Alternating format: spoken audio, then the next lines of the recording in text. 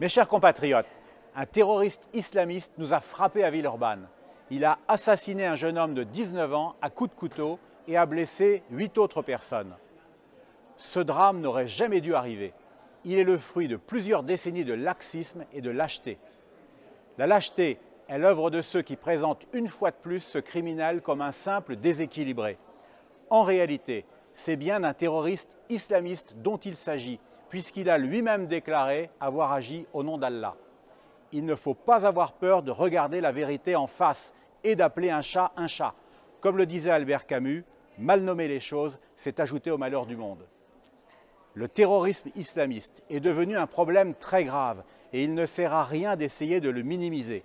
Il faut au contraire l'identifier pour mieux le combattre.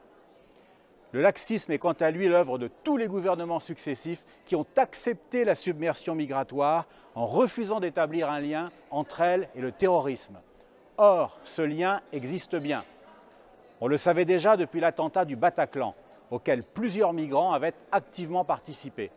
On en a confirmation aujourd'hui avec le meurtrier de Villeurbanne, qui est un migrant afghan qui a réussi à obtenir une carte de séjour alors qu'il a été débouté du statut de réfugié politique et qu'il a, tenez-vous bien, 2 identités et 3 âges différents. Quand on voit la facilité avec laquelle on installe en France des migrants non identifiés, au mépris du danger que cela peut représenter pour les Français, on est bien fondé à parler de naïveté. Et Marine Le Pen a eu raison de le faire. On pourrait tout aussi bien parler d'inconscience. Bien entendu, il ne faudra pas compter sur le président Macron ni sur la Commission européenne pour tirer les leçons du drame de Villeurbanne.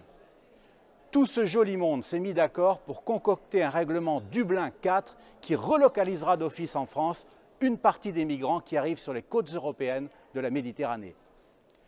Seul le Rassemblement national et ses alliés, dont fait partie la Ligue de Matteo Salvini, ont la volonté de réagir.